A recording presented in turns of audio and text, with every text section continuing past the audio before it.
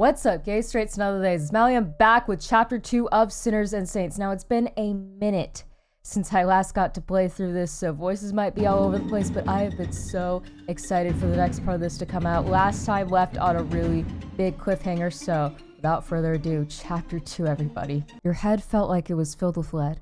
Heavy. Too heavy for you to move in any way. Your throat felt sore and tight, the feeling so uncomfortable and unfamiliar it made your skin crawl. Once you finally mustered up the strength to open your eyes, the white light blinded you. You let out a hiss of pain, quickly covering your eyes with the back of your hand. Detective Marmorial! Quinn's relieved voice caught your attention, moving it to their tired and stressed form. You couldn't help but feel a tinge of concern. You never had siblings, but Quinn was probably the closest thing to that you'd ever get. They certainly treated you as if you two were family, which was heartwarming, even if a little weird. We were so worried. Detective Lortnock found you in the alley. She carried you all the way here, they explained. Your brows furrowed. By herself? All this way? The assailant got away, I'm afraid, they added after a moment of silence, their eyes dancing around the room in a guilty expression. Yeah.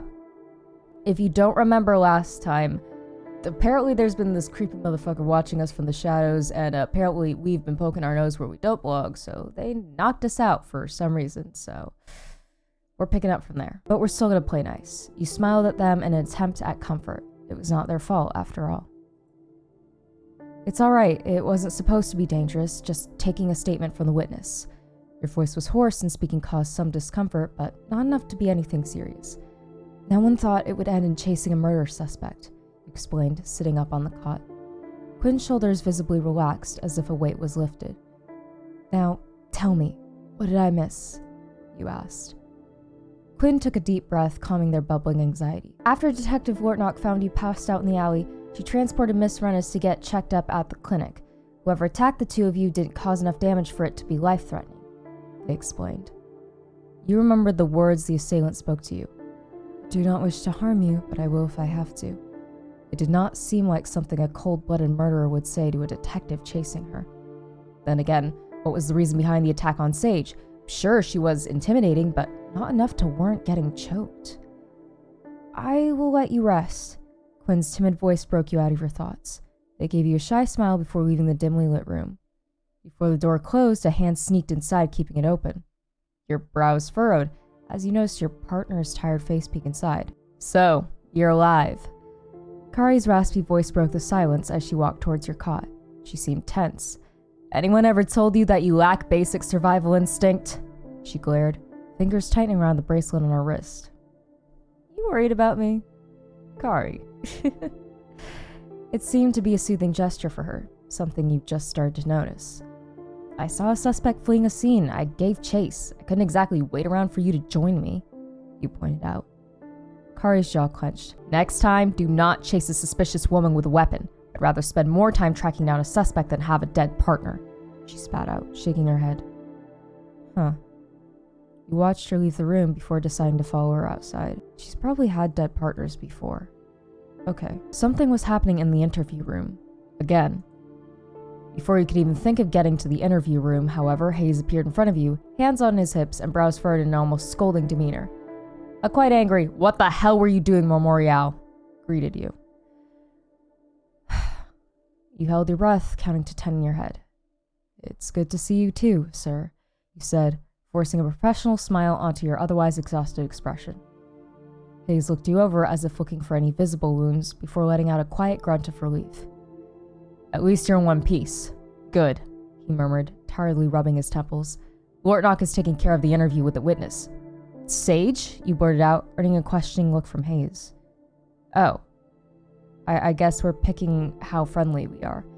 Well, okay, yeah, Sage might be condescending and all that, but from what I've seen, I don't think we have an outright hostile relationship from her. So, Sage? Since when are you two on a first-name basis? He asked in an almost accusatory way. You felt yourself feel smaller under the scrutinizing gaze of your superior. In truth, you couldn't tell for certain if you were on a first-name basis, though Sage did call you by name. Yet she did it first. Her fault. You honestly couldn't explain why you blurted out her name like this. You barely knew her. Perhaps it was a misplaced sense of duty to protect, since Rennes was also attacked. Never mind. You will only be observing anyway. Captain's glare was enough to squash any potential buts from you. Logically, you understood. As another witness and a victim of assault by the attacker, you couldn't conduct an interview. This, however, didn't mean you magically got rid of any desire to take a lead on this, since you were now involved personally. You bowed your head in an unspoken understood as you moved to observe what was happening in the interview room. Kari had to have just entered as she didn't as much as glance at Sage sitting before her. While your partner looked tired and tense, either on the edge of slamming someone's face into a wall or downing 5 cups of chamomile tea, Sage looked relaxed. No, more than relaxed. She seemed to bask in the attention she was given, like a cat laying down on a warm roof tile, taking a sunbath. She looked nothing like a distressed victim of assault. You couldn't even see a single mark on her pale skin, not on her neck and not on her face. But you could have sworn she was choked. You were the first on the scene. None of this made any sense. Are you not going to offer me a cup of water? Sage's almost purring voice grabbed your attention, and not just yours. Kari was now watching her as a cat hunting a mouse would. A polite but somehow still condescending smile formed on Sage's lips. Is there something on my face? The attitude, Kari replied without even a second of hesitation. With how Sage's smile twitched, you half expected her to answer with something equally bold and rude, but then her brown eyes flickered to the glass that separated you and her. You knew that she couldn't see you, yet you still felt her gaze on you. Well, I'm not gonna hide from her, that'd be stupid. Like, why? You felt hypnotized, you couldn't bring yourself to even attempt to look away. It was as if you stared into the eyes of a snake, charming you to stay still, paralyzing you with nothing but a glance. You couldn't even blink, too entranced by the intensity of Sage's gaze. You never encountered a person who'd have such a magnetic pull. Really? We know Sasha. Are you sure about that one, me? Okay. She was as intimidating as she was intoxicating, pulling you in with seemingly nothing. All she did was look at you, for fuck's sake. Get it together, Mal, you scolded yourself. But still, you did not move or look away, because you're very, very gay. You and Sage were like prey and a predator, caught in a staring contest, a battle of wills on who will break eye contact first. Eyes on me, Rennis. Sage did not even attempt to hide her disinterest as she lazily moved her gaze back to your partner. Oh, that was Kari saying that. Well, how the hell was I supposed to know? Okay. The dismissive smile on her lips was all too obvious, and you could only hope that no fight would break out between a key witness and Kari. I've already gone through my statement with the... What was their name? She licked her lips, fingers tapping on her temple in a quite theatrical way. Officer Quill, was it? A pencil almost snapped on Kari's notepad. Officer Quinn, she corrected, glaring at Sage, who made a gesture as if she just remembered it herself. Precisely. So, pray tell, what more do you need from me? She cocked her head to the side. You let out a slow breath, pinching the bridge of your nose as a wave of exhaustion came over you. This is ridiculous, you thought. Passing out should count as sleeping, you stupid body. A familiar and gentle voice snapped you back to the current moment. Type a nickname for your main... Mal is the nickname. The full name is Mal I Am. I don't know. Maybe it's Roan? What? Also, Chipmunk? Who the hell? Okay, let me come up with something. Hold on. Oh, perfect, actually. Maui. So there's a little bit of like lore behind my channel name. It actually comes from Maleficent, the basis anyway, because Maleficent was my comfort character for the longest time, and I used to call her Mally in my head, so Mally. I guess I just hit enter. Yeah. Oh, it is Roan. I'm not surprised by that. Okay. Mally? Roan's concerned tone immediately made you remember what you just walked away from. Being choked in a dark alley by a possible murderer when you had a serial killer on the loose. Luos was probably half losing their mind with worry when you were busy being unconscious.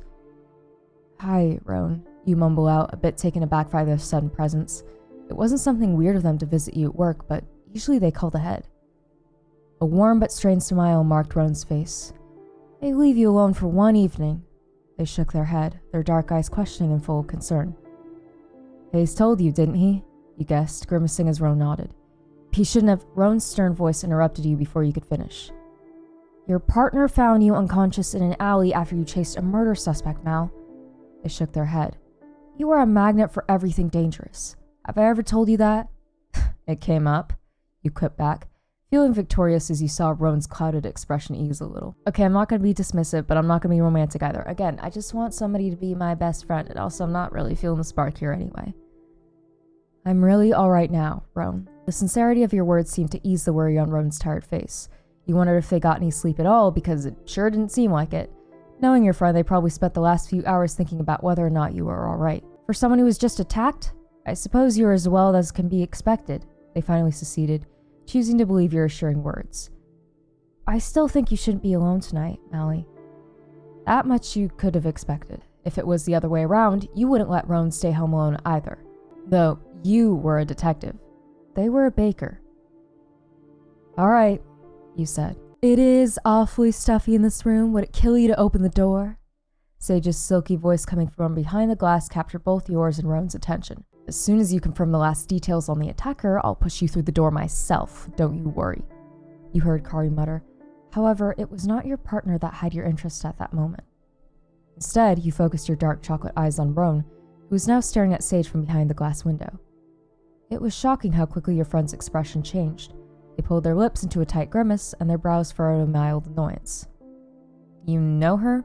You asked, nodding at Sage, who was currently giving Kari a smile that could only be taken as a subtle, fuck you. Roan shook their head, a lie clear on their faces as they turned to you. I haven't had the pleasure, they said, quite obvious in their dishonesty. You wondered why they would lie about something like this. Roan never lied. As you opened your mouth to question them on this, the commotion inside the interview room interrupted you. Oh, little bit of a script error here. We've got her as a miss because again, for the ones where you choose the gender, I'm assuming you're choosing like love interest things, and I wanted her to be an option for me, hence why I chose a woman. But yeah, I guess this is scripting. Anyway. Thank you for your time, Miss Rennis. We'll be in contact. You watched as Kari gathered her things and gestured for Sage to go ahead towards the door. On instinct, you stepped back, feeling like a child who was caught eavesdropping as the inquisitive brown eyes landed on your form. Ah, Detective Mal. She lowered her voice into a more alluring tone. It sent chills down your entire body. It's a relief to see you in one piece. And the same for you, you said, managing a smile despite how chilling Sage's gaze was. There was something alluring in how Sage carried herself. Even if your every interaction felt like a dangerous dance with a venomous snake, you didn't see a reason not to engage in it. Miss Rennis was a newcomer and apparently knew more about Deadwood's current troubles than most people would. You wondered how, and what was her relation to whoever attacked you. To find that out, however, you needed to get closer to the flame-haired stranger. If it was possible, Sage looked even more interested now, almost leaning as a child would to have a better view at a rare animal behind the glass. Don't exoticize me, you weirdo. So it seems, she murmured, tone dropping into a lower one. Her gaze moved lazily to Roan, who was standing firm by your side, their entire posture making it quite obvious that they felt uncomfortable by the situation. Sage's brown eyes flickered in an unhidden interest. You must be the friend who will absolutely ban you from my bakery if I even hear a peep about you bullying Mal, they interjected quickly, hands on their hips as they looked up at Sage in a daring manner. You shot Roan a surprised look, taken aback by their sudden mood change and behavior towards Sage. Instead of being offended, however, Sage just smiled, amused. Aren't you, little fighter? She purred, holding Roan's gaze. Fair enough, I'll see myself out. As Sage was leaving, she moved past you in the doorway, her leather gloves brushing your hands which almost made you jump in surprise at the sudden contact. I'll be seeing you, detective. Okay, Sage, maybe I will. Once Sage disappeared behind the corner, you felt like you were finally able to breathe, not smothered by her dominating personality. You wish you could top me. No. Roan moved beside you, relaxing as well now that the red-haired woman disappeared from the line of sight. Rich people, they shook their head. Sometimes I feel like they come from a different planet. You couldn't hold back a slight snicker, agreeing with your friend's words. Hayes mentioned that he wants to talk to you before you head home. You had to suppress a groan, feeling like a child summoned by the headmaster at school. I'll be waiting by the car. I'll bother you for the night. Roan, it's not necessary. Just to make sure you're okay, they insisted. Despite how gentle their tone was, you knew better than to fight it. Protective Roan was the most stubborn Roan. It would be easier to convince a penguin that can fly than deter Luos from whatever they set their mind to once they got into their caretaker mode. Alright, we'll have a sleepover. You gave up, making Roan smile with victory. I'll try to make it quick, you added, catching Kari's urgent gaze, feet already moving in your partner's direction. Best to get it over with. Hayes was, as could be expected, waiting for you and your partner in his office. Kari surprisingly held back any snide remarks and simply sat down, fingers brushing over her bracelet in a soothing gesture. So, Marmorial, Hayes started, giving you his undivided attention. Tell us everything, without skipping any details. And you did. You went over how you heard a commotion in the alley only to find Miss Rennis struggling to breathe, clearly after being attacked. As you explained your chase after the murder suspect that then turned into you being choked, neither Hayes nor Kari interrupted you. You even went as far as to sketch the suspect you saw in the alley. Granted, it was not your best work as you were rushed and didn't have your usual resources to draw, but it at least gave you an idea of who to look for, even if it was just a pair of eyes, a forehead, loose strands of hair, and a nose bridge. All right, the captain said after you finished recalling the incident. As weird as it sounds that a murder suspect, who according to Kari is likely a professional, Ortnock made a confirming noise. To leave a witness alive and go out of her way to not cause you any serious harm. I believe you. Part of you wanted to pinch yourself just to make sure you weren't dreaming. You half expected Hayes to laugh in your face or recommend you for a doctor's checkup to make sure you didn't sustain any brain injuries to tell tales like this. Captain believing you was not something you thought would be possible. Oh, don't look so damn surprised, Hayes snarled, rolling his eyes. With everything that's happening, your situation is the least surprising one. Your brows furrowed as you leaned forward in your chair. Something else happened while I was out? Kari waved her hand. Leave it for tomorrow, Memorial. You had enough excitement for the day. Before you could argue with that, a yawn escaped you, betraying how tired you truly felt. Kari turned to you, and despite the fact that she avoided direct eye contact, you could see the smallest hint of worry in her green eyes. Go home. Get some rest. We'll handle it from here until you come back. You looked at Hayes with a silent question, and he gave you a nod. Okay, see you tomorrow then. Oh, apparently we can look in on Morgan, actually. Maybe we should. They're probably having a tough time, so maybe it would be a good thing to check up on Morgan. You could ask Kari to do that?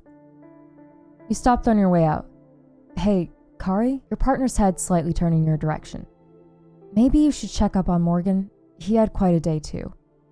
You noticed a hint of worry reflecting Kari's eyes as she caught the hidden meaning behind your suggestion. Morgan already seemed to be doing badly, and him being forced to interact with a recently deceased person certainly didn't help. Not to mention, even back at Morgan's house, Kari didn't do the best job of hiding her concern for the psychic. Attention eased in Lortnock's shoulders as she gave you a little nod. Stay safe, you said, disappearing promptly behind the door.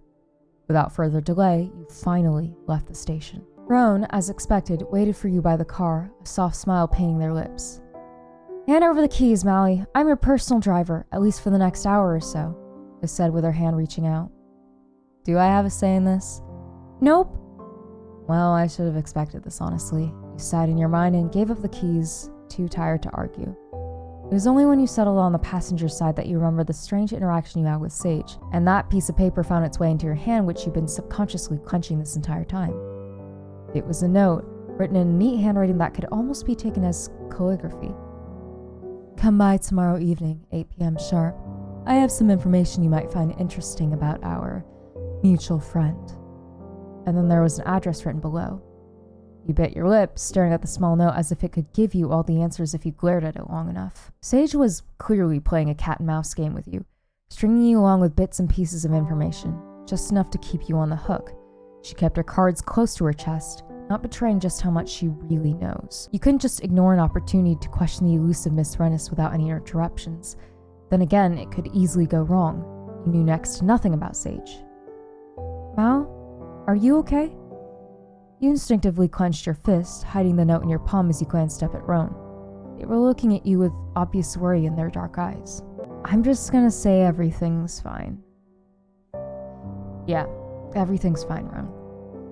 Roan's brows furrowed in worry as their group tightened around the wheel. You know you can tell me anything, right, Mally? They said carefully, as if trying not to spook you. Despite the uncomfortable, nauseating feeling settling in your stomach, you kept up the fake smile on your face. I know, Roan. But really, everything's okay. Hey, they lied first. So... The lie still tasted like ash in your mouth, though. If it turns out to be something dangerous, you thought, it's better if they don't know. You justified it to yourself.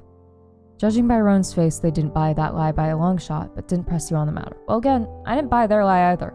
So, if you say so, they sighed, starting the engine. It was going to be a long ride. The drive from the station to your house was a blur of lights and sounds. You could barely keep your eyes open, exhaustion catching up to you with the events of the entire day. Roan was kind enough to open the front door for you, although you did not remember giving them your house keys, and lead you inside. You caught a glimpse of your own reflection in the mirror. There were dark, freshly forming bruises marking your olive skin, making you grimace. I'll get you some ointment for those. Roan spoke softly from behind you, making you turn. One of your magic ointments? You asked, brows raising as Roan smiled. It was a bit of a running joke between the two of you that Luos was, in fact, a witch. Whenever you asked them how it was that they never got sick, they always said, magic. Similarly, whenever you asked how it was possible that Roan's ointments and teas can make minor injuries and illnesses go away in less than a day, they would just smile and say, I told you, it's magic. I don't think it's a joke. Apparently, for some reason, I am clueless, but I think I might be one of the only humans here, or maybe the only human here. Or I don't know about my personal power yet. But Roan is probably a witch, so. You waved your hand, giving up on trying to question them again on the subject. Keep your secrets.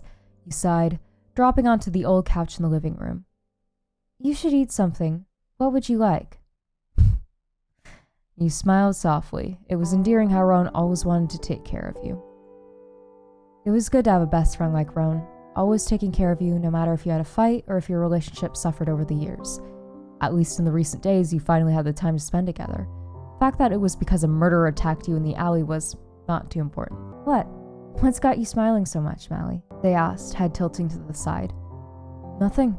I'm just glad I have you as a friend, you said, ignoring the slight rasp to your voice. Roan's expression softened as they handed you a mug.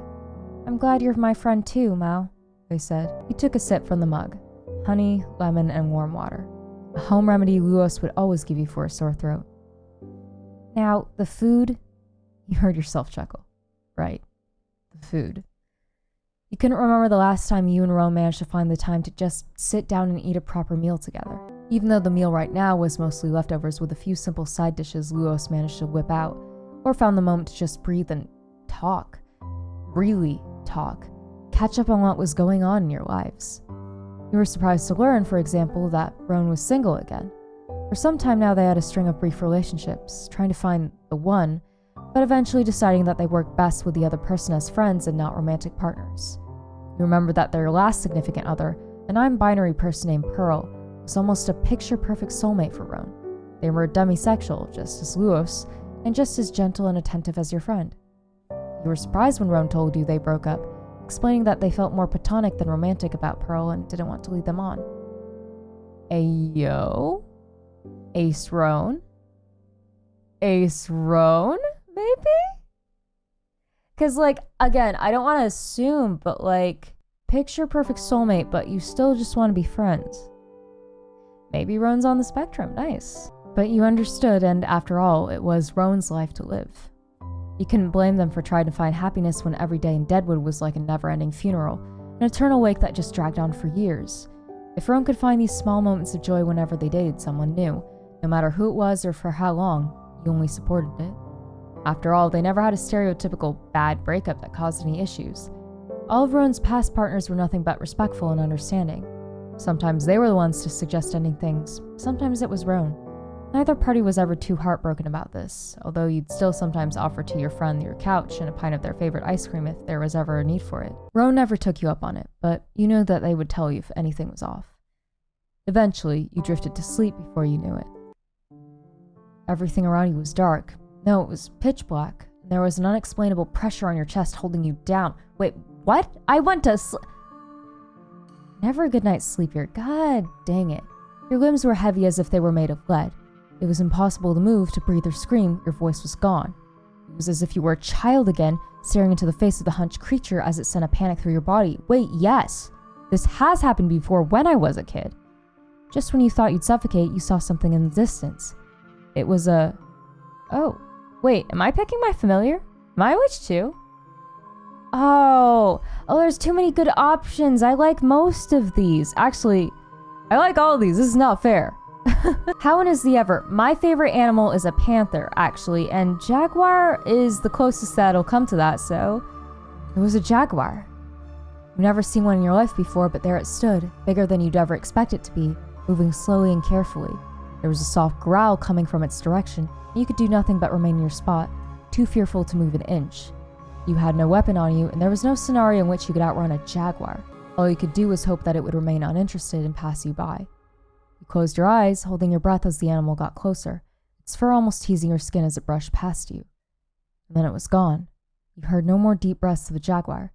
Instead, you heard a familiar voice curse behind you. Kari. What? Wait, I thought I was picking my familiar. But now Kari's here too? Okay. You whipped your head around, taking in the sight of your partner. She was lacking any clothes, and her usually tied-up black hair was now freely running down her shoulders. As she reached for a conveniently placed bag of clothes, you noticed a dark red staining her bronze skin. Blood. Old, dried-up blood. Confusion filled your head with hundreds of questions, one of which obviously being why Kari would come out of the woods naked with blood covering her body. You took a step back, soon falling back into the darkness. Wait, that's right. I think it's implied that Kari's a werewolf, and what's her face? Sasha is hit me over the head with it, a vampire. Okay, so I think we're starting to put the pieces together now. And then you woke up. Mally, you're okay. Rowan's voice was the first thing that got through to you. The second thing was their worried face, not too far from yours, as they held you in their arms, cradling you like a child. Only after you calmed down a little did they move away, though remain within arm's reach. Aha! I appreciate the gesture, Rowan, but if this was me, I would not have been comforted waking up in your arms. I would have decked you, because that would have freaked me the hell out, but it's fine. The only person I would feel comfortable waking up in the arms of would be my romantic partner, and only if we fell asleep cuddling. Cause other than that, I would panic. Anyway, you were in your living room, safe and sound. Some dim lights were still turned on in the corners of the room, and there was a blanket covering you. Pillow laid on the floor next to you. You likely threw it off during your nightmare. Your breath started to become more level, the panic melting away like ice caps and adrenaline leaving your tired body. Rowan's eyes looked you over as if looking for any injuries. It was a nightmare, though worse than any other I've seen you having. You inhaled slowly, trying to gather your thoughts. It wasn't uncommon for you to suffer from nightmares, but they were never this specific and rarely about people around you. Really? Okay. Most often you dreamed of reliving the night your parents died or the monster from your childhood nightmare. This dream was different. Too real. You couldn't shake off the feeling like you'd just been caught doing something you shouldn't, like you invaded someone's privacy. Dreamwalker, maybe? Maybe I was in Kari's dreams. Is Dreamwalker a thing? Maybe. I don't know. Mal? I'm fine. It was very weird. You mumbled out, licking your dry lips. Worry pulled at Rowan's lips, turning them into a frown. They handed you a glass of water, which you gladly accepted. It felt like you were dying of dehydration. Do you want to talk about it? Rowan asked. Your grip tightened on the glass. As trustworthy as Lewis was, you couldn't even begin to imagine how to explain whatever happened in that nightmare. I'd prefer not to, you answered gently, setting the empty glass on the table. I'm sorry for waking you. What hour is it? It's a little past 5 a.m., and you don't have to apologize, Mally. You can't control your dreams. That did reassure you a bit. Do you need anything else? A distraction? I'm alright, really, you said quickly, more in a habit than anything else. Rowan's sigh was proof enough of how often you'd said the exact same sentence to them before. If you say so. Yeah, it sounds like me. You both did try to fall asleep again, although you felt Rowan's concerned gaze on you long after you laid down. You couldn't exactly blame them for worrying when you just woke up screaming, presumably, and shaking. Still, you wish that they could just stop being so protective and think about themselves first. If they lose any sleep because of you, it was not good either. However, trying to tell it to them would be about as successful as teaching a snake how to fly, so you didn't even try.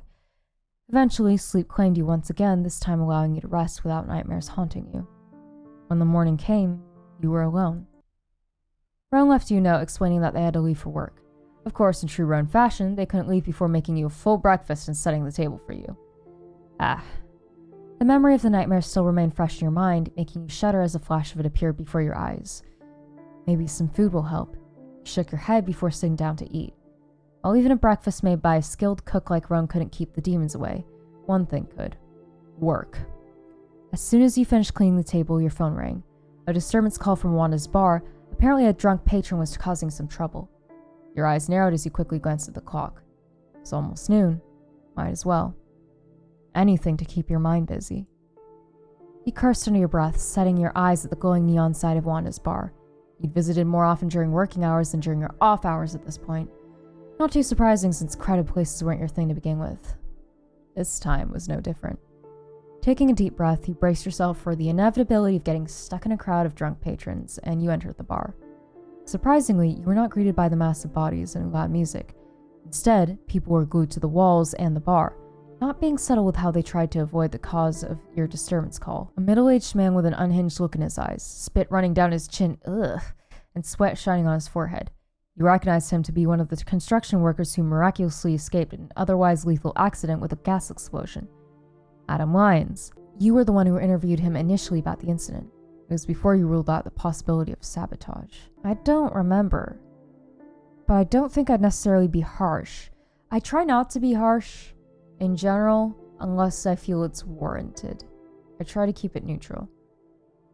So it would be something between empathy and harsh, again, neutral. But since the only option is this, to not be awful, I guess we tried to be empathetic back then. It was one of your first cases. Since it involved so many casualties, everyone was scrambling for answers, trying to find out what caused the explosion and why only one person survived it. Others like Booker and Hayes were responsible for going to the crime scene and autopsy reports. You were responsible for interviewing the sole survivor and suspect at the time, Adam Lyons. Whichever. Despite the push from everyone for answers as to how the sole survivor did not have as much as a scratch on him, you focused on helping the man through this trauma.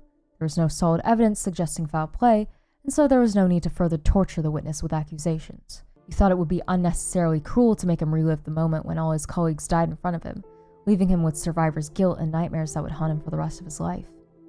Seeing him now, in this state, was like an ice shower. You're all blind! You choose not to see the truth! They're all around us, stealing our souls, hunting us like prey! He screamed, arms waving a broken beer bottle in one hand. Fuck, this was not going to go easy. Hey, Lyons, back off! The man waved the broken bottle in your direction with a wild look in his eyes. It didn't seem like he had any control over himself. He reminded you of an animal caught in snares. You raised your hands, taking a step back. Okay, let's do it your way.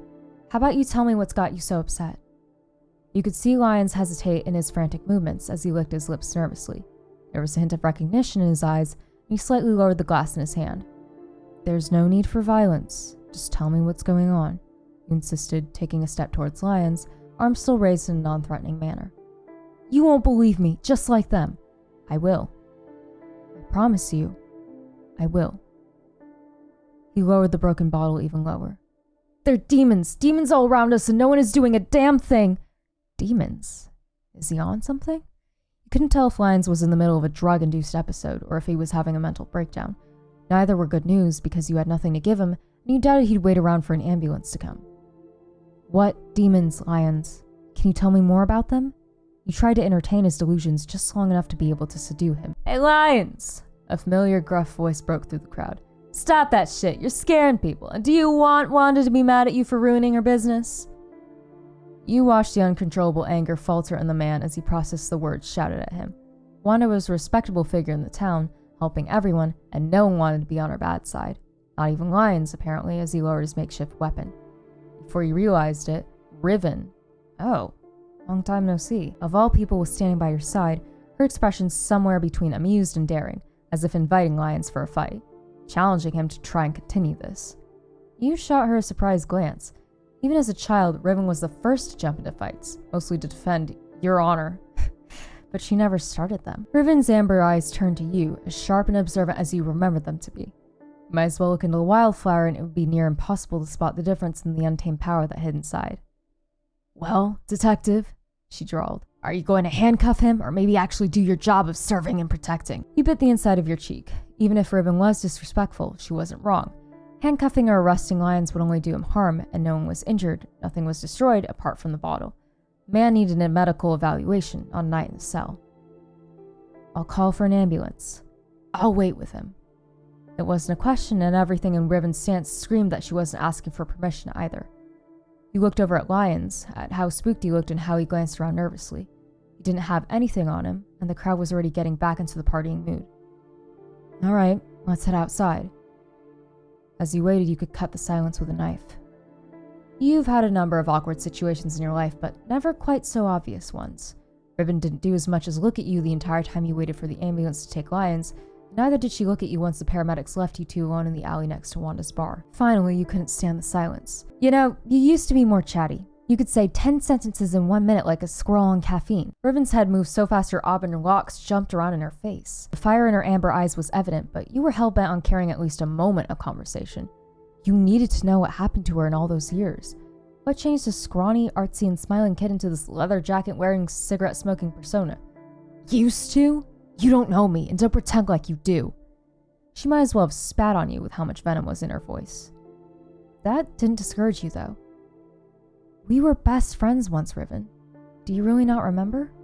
You asked, watching the conflicting emotions flash on her face. Come on. I know it's been a while, but I didn't change that much. You tried to sound lighthearted and not hurt by the possibility that your years-long friendship was so trivial it could be easily forgotten over the years. Still, there was no recognition in Riven's eyes. Only frustration, as if you were an annoying fly that wouldn't leave her alone. I do not know you, whoever you are. If words could break bones and rip apart flesh, this sentence definitely would. You felt a metallic, nauseating taste on your tongue. Still, you refused to believe that. You couldn't simply abandon hope and accept the fact that your childhood friend didn't remember you. Not after how much you've been through together. Still, you refused to simply give up. Especially since you could still see the necklace hanging on Riven's neck, proof of your past friendship. You couldn't hold back a frustrated scoff. Don't believe me? Fine. I have proof anyway. You grabbed your half of the necklace from under your shirt, holding it up so Riven could see it clearly. Her fingers gripped on her arms even tighter, nails digging into the material of the leather jacket. It's the other part of yours. We bought them as friendship necklaces. We even spilled blue ink on them, so now there's some residue in the engraving, you explained.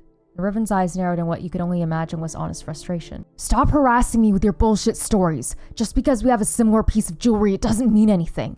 She spat out, jaw clenching with enough strength to make something pop.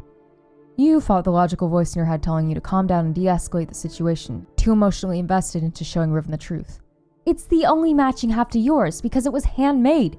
You used to spend every day at my house. We would— Shut up! She interrupted you with a snarl, holding up her hand. I don't want to hear it. Leave me the fuck alone, she hissed out, storming off towards the tree line. Her arms were shaking in anger, or something else. Frustration, maybe, or distress? And her fists were clenched tightly. She might be trying to protect me. She might think she's too dangerous for me to be around. Oh, okay. Yeah, 'cause this shit was handmade, bruh. You're not gonna— Okay. No, I'm following you. Keeping a safe distance behind Riven, you followed her with a mixture of concern and determination. You knew it was probably scary to not remember such a part of your own life. You had your own memory issues when it came to memories out of Deadwood. However, you know you'd give anything to remember everything, and you weren't about to let Riven hurt herself in a fit of rage.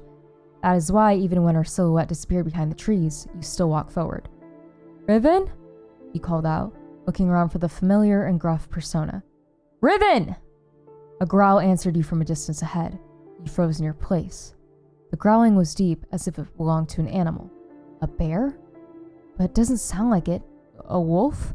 No, too big. What the fuck was that? A smudge of fur ran ahead of you, mostly distorted by the trees and bushes. Still, you managed to make out sort of canine features of the animal. It was just way bigger than any dog or wolf you've ever seen. Okay, time to get the fuck out. Riven couldn't have gone here anyway. There's no human tracks, you decided, promptly turning away and bolting towards the street. Once you were there, you exhaled loudly. You need to get to Sage's house or otherwise you'd be late. Whatever was in there will have to wait. Riven's a werewolf. Okay, I could have told you that one, but sure. You got into the car and drove. You stood in front of the house, no, mansion really, holding your breath.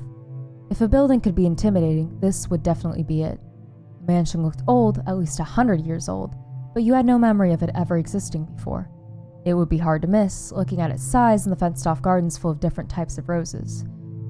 It's now or never, you mumbled to yourself, taking a step forward and knocking at the mahogany door. Low growls and barking answered you on the other side, making you flinch in place. This doesn't sound like a beagle, more like a small bear, he shuddered, still listening to the deep growling. Aunt Dice, this is no way to treat a guest. A smooth voice interrupted the barking, making the animals go quiet and stand down. Now, you will get your dinner later. No need to pout, my lovelies. I sure fucking hope she doesn't mean me. The door opened, revealing its owner in her graceful form. Ginger hair styled back, a black dress shirt, and a tailored crimson suit fitting her body perfectly. Who wears a suit inside her own house? You wondered, blinking in confusion. Sage's lips curved upwards. I know I'm a view to admire, but we should take this inside. Don't you think so, Mal? Yeah, okay. Cough, cough. Let's get straight to the heart of the matter, shall we, Miss Frennis? Sage's lips twitched, barely betraying her annoyance at your reaction. Oh yeah? I didn't give you what you wanted? Cry about it. Of course. Wouldn't want to waste the time of such a renowned detective as yourself. Okay. She moved from the door, letting you step inside. Right into the lion's den.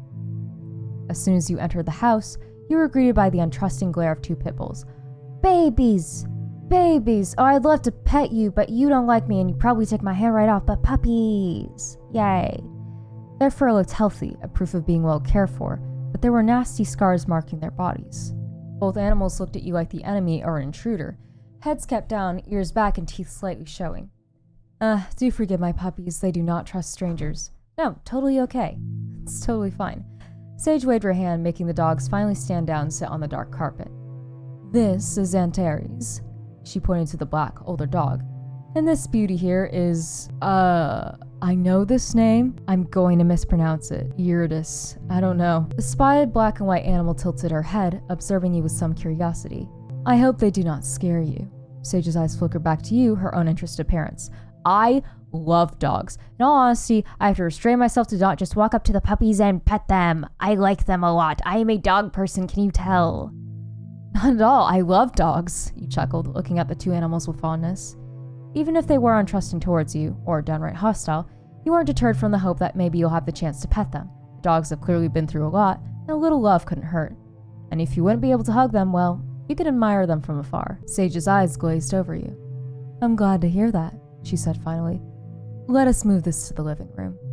And with those words, she led you to the couch. Like a lamb for slaughter. Am I really that threatened by her? Really? Jeez me, okay. You said you had some information? You spoke up once both of you were comfortably seated, you on the black velvet couch and Sage in a crimson-red armchair.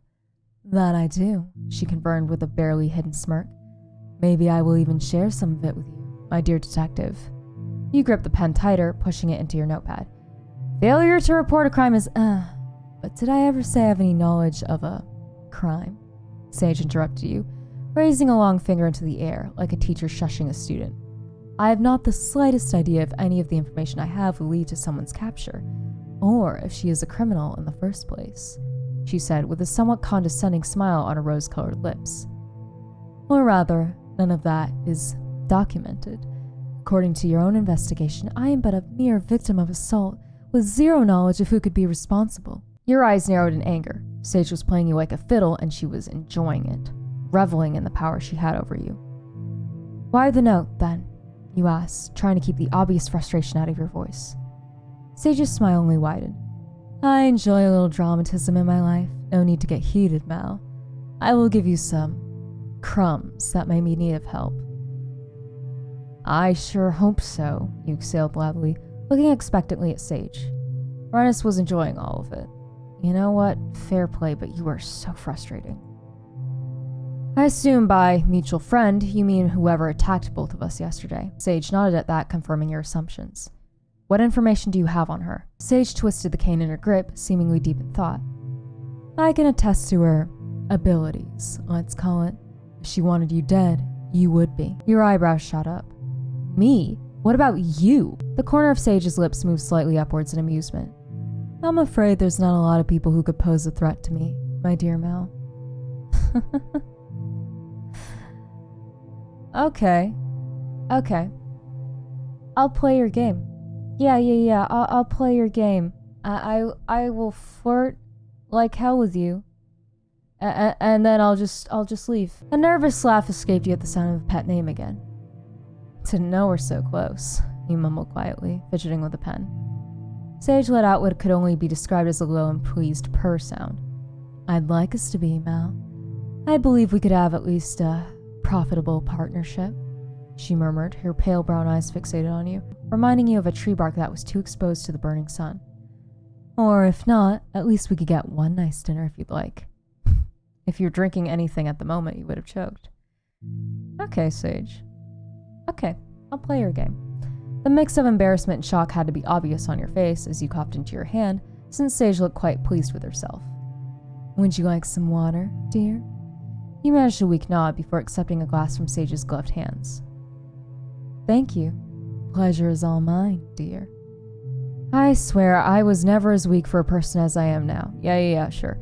We'll pretend we're getting all flustered. I'm playing her game. I'm going to allow this flirtation to continue. And then toss it aside as soon as it's not useful to me because I feel like she's going to do the exact same thing. So let's do this. Now, let's proceed.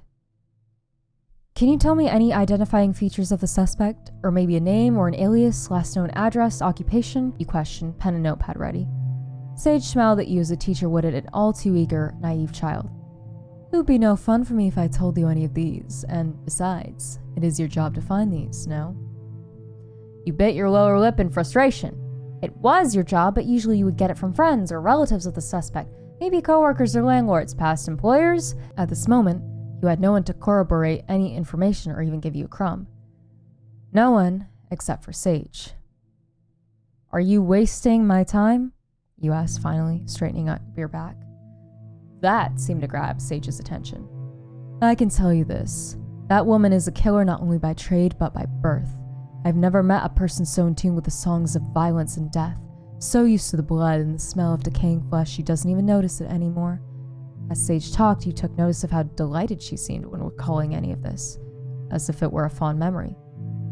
If she is in Deadwood, and I think we both bear the proof of that being true, then there will be more bodies, and there is not a thing you or your station can do to stop her. You tensed in your seat under Sage's intense, intrusive gaze. You knew that she was playing games with you. You weren't stupid. But, in this one case, you believed that Sage was speaking the truth. Whoever it was that came to Deadwood, the corpse she left behind would not be the last, and the idea of stopping her seemed like an unachievable goal, a child's dream. You licked your lips nervously, hiding the notepad and the pen. You felt nauseous just processing Sage's words. If that would be all, it would. Sage was quick to stand up, despite visibly supporting herself with the cane. You wondered if it was merely an accessory, or maybe Rennis used it for psychosomatic reasons. It seemed that sometimes she forgot about using it, but then at times she heavily relied on it for support. It isn't polite to stare, Detective. You gulped, gaze moving back to Sage's now less than pleased face. I didn't mean to. I will walk you to the door, she said coldly, although still with a polite, dishonest smile on her face. You nodded hastily, still embarrassed about being caught staring. You couldn't leave fast enough. We will be in contact, Miss Rennis, you said as you stepped out the door. Sage shot you a charming yet disturbing smile. Of course, Mel. Nothing will make me happier than helping our hard-working detective. You couldn't tell if she was sarcastic, or did she actually attempt to make it sound genuine and just failed miserably. Fucking hell, it's like interacting with an alien, you thought, walking off the porch. You barely got to your car when a strong hand gripped the material of your jacket and yanked you backwards, forcing you to turn around. Jesus. Once again, you stood face to face with the murder suspect from the alley, although now you could see her features clearer in the light of day. Gold skin under the layers of black clothing, the chestnut strings of hair, a scar on the left eyebrow. Come on, Mal, memorize as much as you can, you shouted at yourself in your mind, abandoning any ideas of fighting back as the woman pressed the blade of her sword into your neck. You are out of your depth, Mal. You will drown if you keep digging. I think you got your metaphors mixed up there, but okay. That was not the voice of a killer. All you could hear in her tone was exhaustion and a struggle, as if she really didn't want to hurt you. I'm a detective. The blade pressed further into your skin, making a small line of blood slowly drip down your neck. Believe me when I say this, your skills and knowledge are nothing. What you're walking into is way beyond your comprehension and abilities. You are powerless in this, so just walk away. As she spoke, her voice was booming, making your bones tremble and forcing all your attention only on her. You couldn't move an inch. No matter how hard you tried, everything in your body screamed to freeze when faced with this embodiment of danger. Pure, raw, untamed power in the woman standing before you. Do I have to repeat myself? She asked, and you felt the cold blade press harder into your olive skin. You shivered, trapped between the cold surface of your car and the warm body in front of you. Mal, focus. The deep voice forced you to open your eyes. You didn't even recognize you closed them. Stay away from this. Let me work, and I will leave Deadwood without causing you harm. You choked on a laugh. Trying to strangle me and, holding a sword to my neck? Are what, then? The woman grimaced. Necessary actions. She believes that. The blade disappeared from your throat, and before you knew it, the suspect herself was a significant distance away from you. Still, close enough that reaching for any weapon didn't make any sense. She could slice your neck open in the blink of an eye. Keep out of my way, Mal, for your own good and the well-being of those around you, she said, taking a step back. She didn't let you out of her sight until you were far enough to not be able to make a clear shot. Not that you even thought about it. Even if the mysterious stranger was a murder suspect, you couldn't just shoot her in the back when there was no immediate danger to yourself. You let out a deep breath before finally getting inside the car. You had a real talent for strange encounters, didn't you? Driving made you calm down gradually, silence surrounding you along with the tall, dark trees made for a peaceful setting. It was a shame it didn't last long. As soon as you took a turn by Wanda's bar, Sasha and Riven of all people barreled almost into your windshield, making you step on the brakes so fast your whole life flashed before your eyes. It took you a second to process what just happened, during which Riven promptly grabbed Sasha by her red and black leather jacket, slamming her onto the hood of your poor Buttercup. What the? Hey, put her down! Hey, you yelled, trying to get their attention. Of course, it'd be too easy if that actually worked. Sasha was mouthing off, as she always did, and Riven was fuming, rage written all over her face. Beep the fucking horn! As soon as you did, Riven let go of Sasha's jacket, instead covering her ears as she bent in half in pain, taking a few shaky steps backwards. Sasha wasn't doing too great either, gritting her teeth as she covered her ears, sliding off of the hood of your car and pressing her back against the nearest wall. You could see her legs shake, but you didn't know if it was because of the heels she was wearing, the cold, or the pain from you beeping the horn. Well, I don't think backing up the car is gonna do anything, so... Are you trying to bust our eardrums, you dumb... Mal, it's too loud, Sasha whined, cutting Riven off before she could finish her insult. Well, I got you two to stop fighting, didn't I? You muttered under your breath, getting out of the car. What's going on here? First thing you did was look over both of them for injuries. Luckily, there were no visible ones, apart from messed up hair and clothes, and perhaps some wounds on Riven's pride as she was covered in dirt. I was just minding my business when this brute attacked me. Attacked you? You said I smell like a wet dog. Because you do, sweetheart. Riven clenched her fists. Say one more word, Sasha. I'll send you flying to a casket. You felt a headache coming and rubbed your temples, while Sasha laughed as if she heard the funniest joke. You are adorable, truly. Like a puppy barking at her own reflection. Oh my god. Riven, apologize to Sasha. You can't just assault people for a comment. Riven looked at you with shock and betrayal written all over her face, while Sasha couldn't look more pleased by your decision.